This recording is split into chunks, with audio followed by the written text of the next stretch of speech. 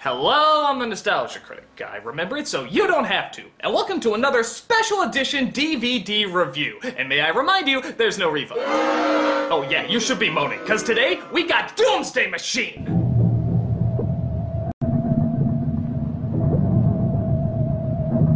Oh, this is about as pretentious, sexist, and downright pointless a movie you could ever see in the sci-fi genre. It's corny, it's weird, it's downright savage at times. It made you buy the DVD, so there must be something good about it. Let's take a look at Doomsday Machine. First of all, you gotta love that score, right? Just put the conductor in front of a coffee maker and call it a soundtrack.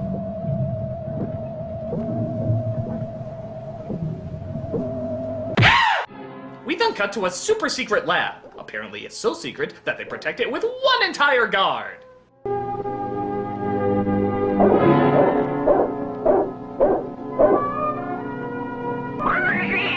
Dude, where's PETA on that one? You're all over Obama when he squashes a fly, and yet Super Kitty gets a free pass? Well, there goes two of my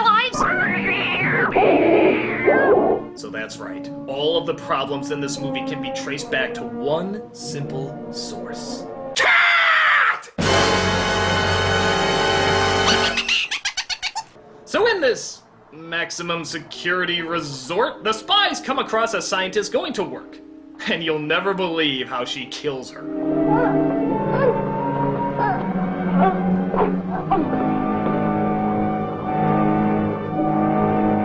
So, just to clarify, the most dangerous weapons in this movie so far are cats and pigtails. There can only be one organization to pull this off. The Littlest Pet Shop Assassins. So she meets up with her other spy friend and we see what their plan is. To break out Robbie the robot? Danger, Will Robinson. I've been in here so long I like men now. Only Chairman Mao has the key to that lock. All we can do is to warn the rest of the world. So the Chinese people, now speaking English for some reason, discover some sort of, well, doomsday machine, and figure out there's no way to stop it. This is my favorite, by the way. The lady spy takes off her fake black hair to reveal... real black hair! Wait, why did you need that? This brings us to a space station called Astra, where a press conference is going on talking about the astronauts' latest travel into space. Gentlemen, it is T-minus 120, so we'll have to make this very brief. Colonel, why this trip to Venus? I understand it's over 160 million miles away. Since 1965, our fixed satellites, our space stations, our lunar landing, and base established there several years ago, all these efforts have helped prepare us for the payoff of Phase 1, putting man on Venus. Attention. Countdown is resumed from... You know, I swear, he interrupts my speeches on purpose, I swear to God. Countdown is resumed from T-minus 120. Why the astronauts take the long way to get to a planet? Instead of hopping straight across to it. Will Dr. Haynes contact operator... God, could you have held this meeting before a million things were going on? He can't get a word in. How long will the journey take? Barring unusual circumstances and planned explorations, we'll be gone 2 years. Well, what do you consider unusual circumstances? Anything we're not prepared for. So in other words, unusual circumstances equals... unusual circumstances.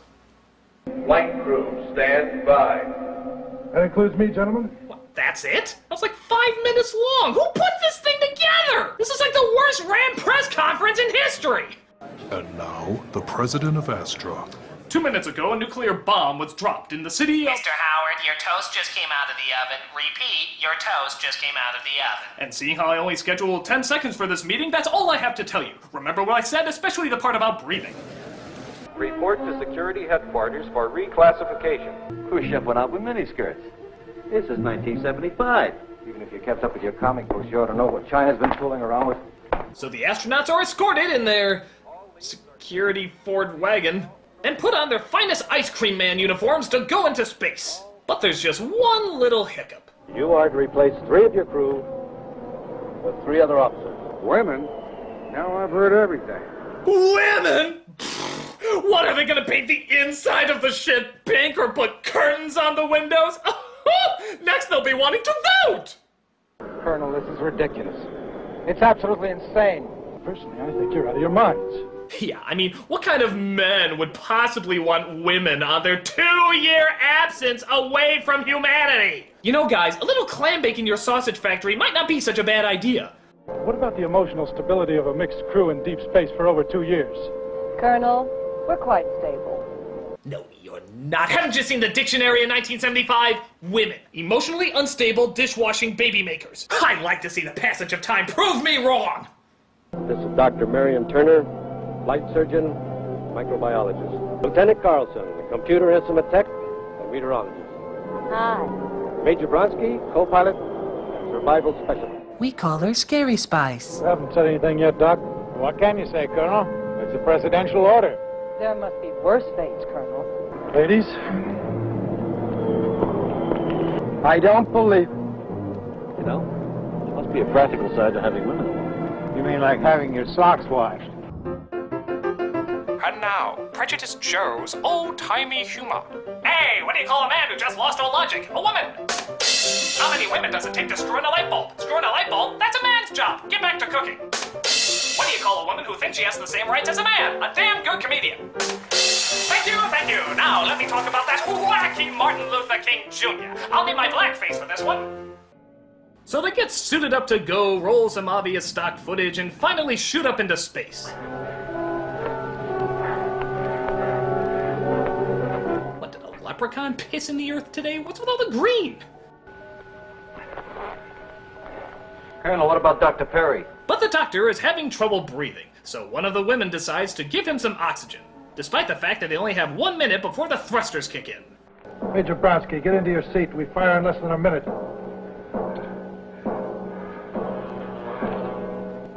Major Bronsky! Oh, I don't think she's in much danger. You guys did dress more like you're being shot out of a cannon as opposed to going into space, so I think she's well protected. For heat exchanges and pressurization. Give status on sequencer units before program commit. Yes, let a man open that for you. If you need help moving furniture or telling you how a football game works, we'll be happy to help you with that too. Major Bronsky, Danny, 15 seconds. Get your high-heeled spacesuit back to that lazy boy chair and push recline, damn it! Push recline! So they make the jump and they're on their way to Venus, but something still doesn't feel right. They sure pushed us out of Earth orbit fast. I got a feeling there's something more than a war involved. Yeah, like...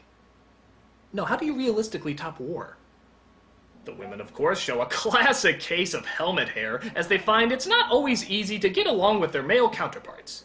And with only 3 personnel modules on this ship, we should get quite familiar with the routine. What is it? Sophisticated Americans suffering from false modesty? In Russia, we are more mature. Whoa! In Soviet Russia, jump cuts jump you! Putting females together with the male animal in a cage like this. What are we supposed to do for the next 2 years? Breed? Well, those Pentagon computers are pretty sharp. Sending us 3 women? Well, supposing China did destroy the world, there'd be nothing left for us to come back to. So, yeah, they have a suspicion that the world might be doomed and that they might be the only ones left to repopulate the species. Come on, Doc, you're space happy. You've been reading the pulps again. Doomsday? Get him. Well, I mean, you guys aren't taking him seriously, are you? Those chopstick jockeys couldn't come off with a planet buster, could they? And now for the Asians! What do you call a Chinaman who can't fight? A moo-goo guy pansy. Oh, wait a minute! I can use my squinty-eye glasses and buck teeth for this one! Hello. Enjoy your shower? Love your homemade water. This looks like a job for some serious booty calling. Would you care to join me on a tour of the ship? See what makes it tick? T-minus 5 seconds to getting it on. Let's cut out the games, huh? You know what's ahead of us. We're all going to be cozy together for a nice long time. Now why don't you relax and enjoy it? Okay, we're watching a porno. I mean, think about it. The plot is, it's the end of the world, there's only a few men and women left on this ship, and they're forced to give in to their animal urges. Yeah, we rented a porno. And in light of that, I have no choice but to list the top 10 porno titles that this movie should have had.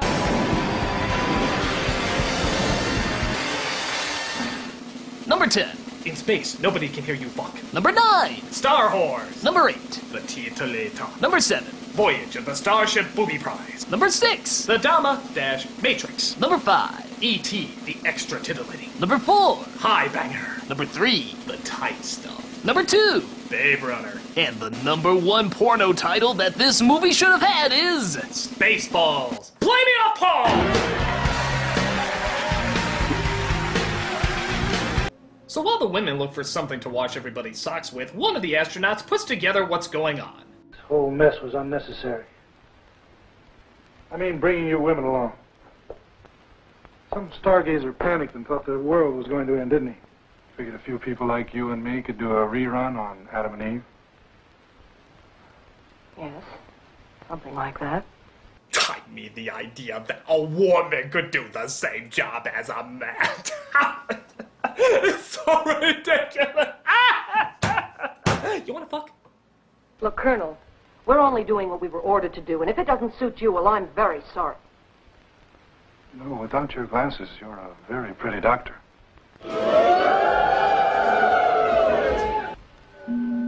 But another cockblock seems to get in the way. Ah, Cheech, it's just the Earth blowing up. You act like it's the end of the world or something.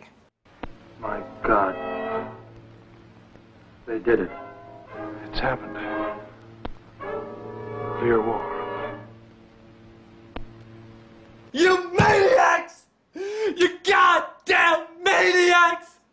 You put me in the greatest position I've ever been in my life! Thank you! Thank you all to hell!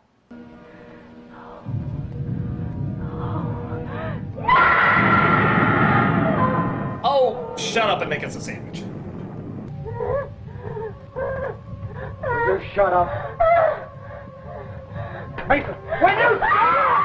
Shut up! Told you they were unstable. So the Earth explodes, or cuts to a flaming orange, as the crew tries to figure out what to do next. I want to live. I want to live! I think I got the space madness. Don't make me use this. One step closer, I'm warning ya. Come on, Kurt, get a hold of yourself. We all want to live. You seem very calm. My years of training. Say, what made you become an astronaut? You ask because I'm a woman? Yeah. In my country, women follow the same professions as men. Ha! As this movie's constantly proven over and over and over, that'll never catch on. Socks, wash them. I was proud to be the only woman in a class with 6 men. Oh? Well, don't you miss being a woman? Yes, because a woman with a brain clearly isn't a woman. She's just a man without a penis. So they're forced to try and find a new route. But they have to think of it fast because even more problems keep popping up. We can't afford 4 months. We've got to get there in less than 2. The Earth's explosion has tripled the radiation out there, and it's non-directional. We just can't shield it out. Well, it's mostly soft stuff, alphas and betas. The gamma concentration isn't critical. Yes, I know, but 4 months exposure to it will mean just one thing. Sterilization. Joke's on you, I'm already impotent. Well, I'm lost, Doc. We can't land without fuel. A few could, by stripping the ship, dropping the booster shell. Oh, I know it sounds ridiculous to say that the weight of a few people could affect the safety of a 50-ton ship, but I've checked and rechecked it on the computer, and there's no other answer. Well, yes, that does sound silly. Preposterous, even. But I trust this movie's scientific understanding. I mean, anyone who decorates the ship to look like the inside of a Skittles bag clearly knows about space travel. And we don't need those women pressing up these butch colors. Something else you wanted? Uh-huh. But James T. Cock finds he just can't keep his thrusters to himself anymore. Don't your vibrations ever stop? You know it has to be sooner or later. But she fights him off, which doesn't make him too happy. Thanks, cool, Mason. What are you trying to do? Take your hands off her. Wake up! Mason, I'm had it with you. You straighten up or spend the next 2 months locked below. So it's decided that the ship can only carry 3 people to their final destination, while the rest have to stay behind and be triple chow. So they're gonna let the computer decide who's the most logical to continue forward. Oddly enough, this gets the people acting a little crazy. Started this trip, I had a whole world to choose from. Now Now there's just me, huh? Just you and me. Huh, glad she forgot about the whole punching thing. What's the answer? Huh? You're out of order, Captain. But they then find out that they weren't chosen to be kept alive, which causes Mr. Dick in Space to go crazy. You're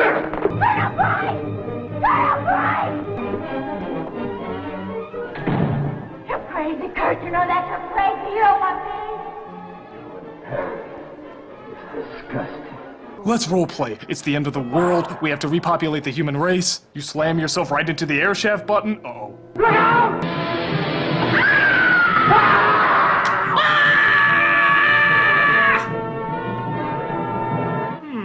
Funny how they don't get sucked out and they just hover there like, oh, I don't know, they were poorly hung on wires. But hey, this is a movie that dresses the female astronauts like the Powerpuff Girls. So again, I can't deny this movie's scientific understanding. Kurt. So 2 down, 2 more to go. There has to be some other convenient way to axe off the other unneeded characters. Never got my subsystem checkout. The circuit's been shorted. There's a misalignment in the booster connector. Well, it turns out there's a power shortage on the boosters, which means somebody has to go out and fix it. This looks like a job for the Expendables, Part 3. Oh, no, it's not the coolest action stars of all time never getting hurt. It's just the expendable people being expendable.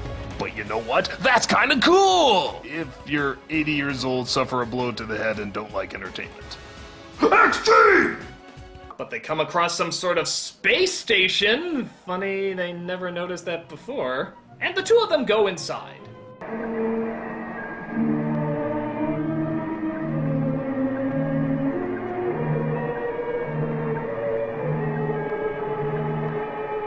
Could you move a little faster?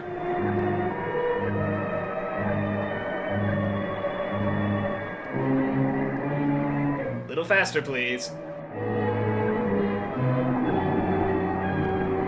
Oh my god, you're gonna show us every step they take in the process of getting that computer working, aren't you?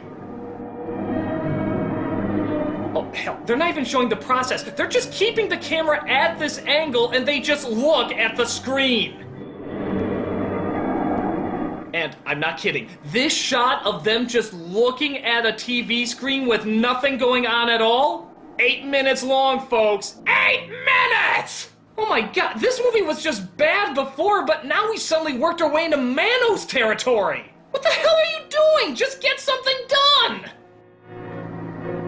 Oh my god, really? You're doing this? Did the editor just commit suicide at the end of this movie? Lord knows I don't blame him, but what the hell? Tell the story! Develop the characters! Or... Cut! Cut! Cut!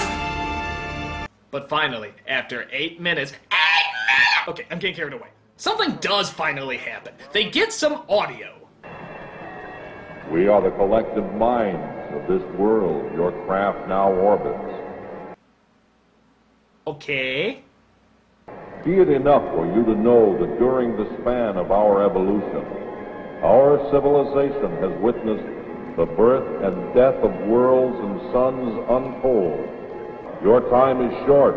You may not enter our world. We have witnessed the self-destructive powers of the green planet you call Earth. Green? What are they, colorblind? The planet's blue! How can we trust an advanced civilization if they can't even tell the difference between green and blue? Oh wait, the leprechaun piss. Yeah, I guess that makes sense. You have destroyed your place in the universe.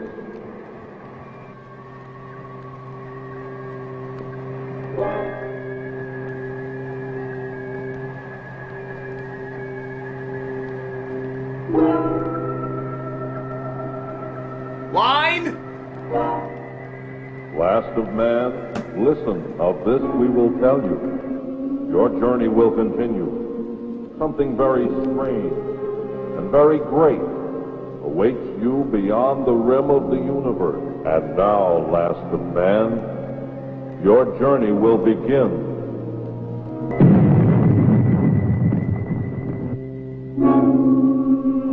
Okay.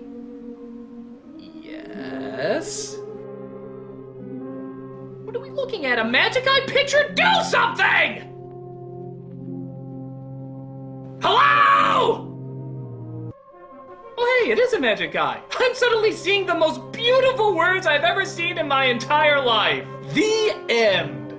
So humanity can't see this advanced civilization that can't tell green from blue, but hey, on the plus side, something good's waiting for them.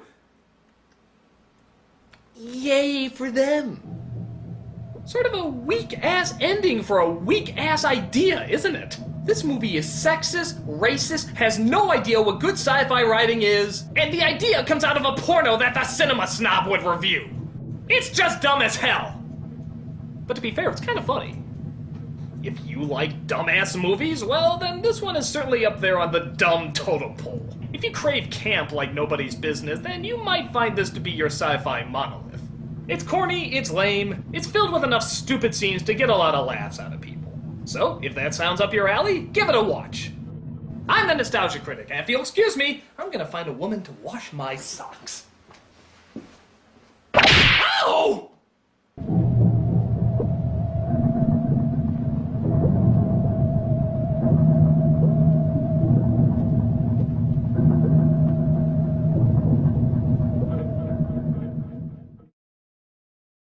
Don't you miss being a woman?